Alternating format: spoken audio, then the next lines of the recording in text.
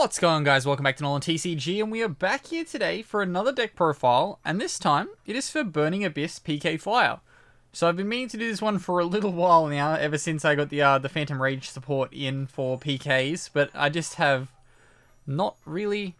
I guess I just haven't really had the window, because this doesn't really fit on Casual Friday, because it's like a bit too competitive for that, but it's also like good. Yeah, wait, no, that's the same thing. Yeah, ignore that. But yeah, we decided to do a profile for this guy. There is like a couple of small changes to what you would normally see. Actually, yeah, I guess there are some normal changes to what you would normally see, but we'll get into the profile. We won't hold you back anymore. But as always, please remember to drop down below and hit that subscribe button if you are new here, because we are always happy to have new people. And let's get on into the deck profile. Okay, so starting us off, we of course have 2 copies of Graph. I just went to put this out as if there was 3. But we have 2 copies of Graph. One day it'll be at 3 and we won't play 3 anyway. Good Burning Abyss card, summon from deck. It's just really, really good now that it's back at 2. Then following that up, we've got 2 copies of Seer. Same reason, except it summons back from grave. You want to do the Seer Dante loop as much as you can. Then we've got 2 copies of Farfa. Simple banish, remove problem cards.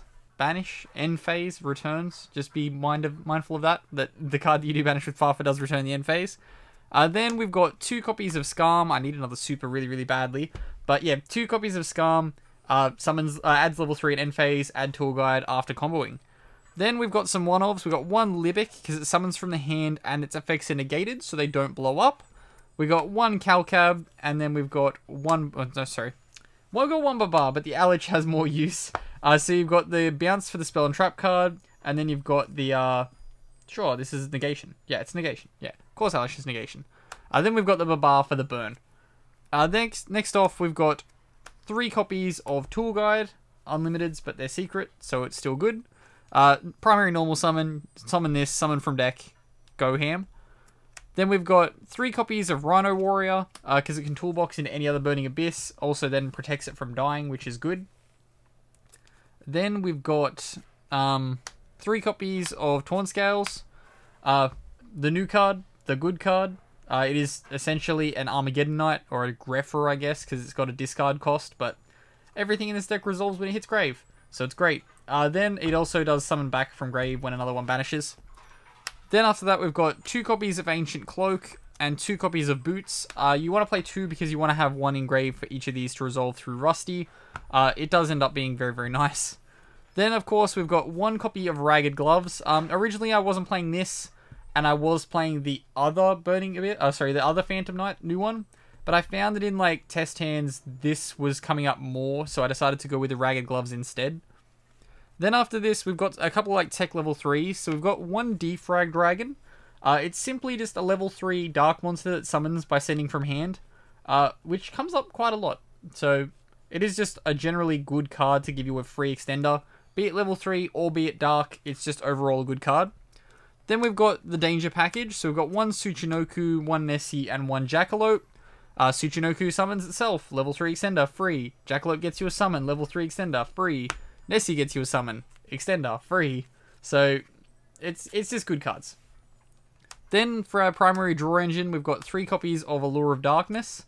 Simply because you're playing all these darks, you may as well play Allure of Darkness. Then we have the 1 card that we still play in this list, because I still really, really enjoy it, and it just shuts down so many decks. And it is the 2 copies of Mask Change. Mask Change to a Farfa on your opponent's turn, you resolve the banish, and then banish everything else they summon because you've just dropped a Dark Law. It's very, very good. Then we've got 1 copy of Foolish, just because it can toolbox you into anything.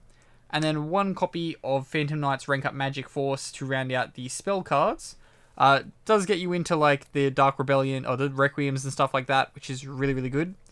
Then we've got 3 copies of Fogblade, rounding out the main deck. Free extender. Also, good negation.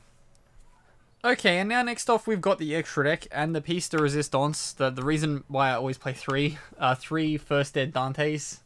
It's just good cards. Sorry, I'll move the main deck out of the way so they're not sitting in the frame. But yeah, 3 copies of Dante. This build is more of like a prolonged grind game. So using your Dantes, you will typically go through at least 2 of them. The third isn't like super necessary, but it's cool.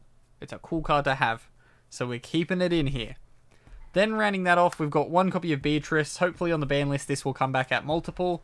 Then you get your value from the 3 Dante. Then it will be very good. Then after that we've got 1 copy of Breaksword. Provides you the free pop. You also like really need it for the combos. It's just good card. Very, very good card. Because it summons back the PKs as level 4s, which allows you to do so many plays. Then after that we've got 1 copy of Raider's Knight, which is another great card. Lets you rank up. And then you of course rank up into the Dark Requiem, and Arc Rebellion. These cards are like somewhat broken without being insanely broken. So I guess ranking up into them is good. It's good to finally be able to summon this in a deck again, ever since like the ban list has like non-directly made this card terrible. But it's usable, we play, and then we keep going. Then for the fusions, we've got 1 copy of Darklaw to summon off your Master Change 2, and 1 copy of Dante Pilgrim of the Burning Abyss to summon from your Beatrice. Overall, very broken card, floodgates out so much stuff. I really love playing the Master Change 2 engine in like Phantom Knights and Burning Abyss, so here we are. And then we just have the Dante Pilgrim, because it's a free resource that you get if your Beatrice gets outed. Then for the links, we've got 2 copies of Cherubini, Ebon Angel of Burning Abyss. Toolboxes your entire deck, essentially. Get 2 level 3s on board, make it, then you can just kind of play from there, doing whatever you want.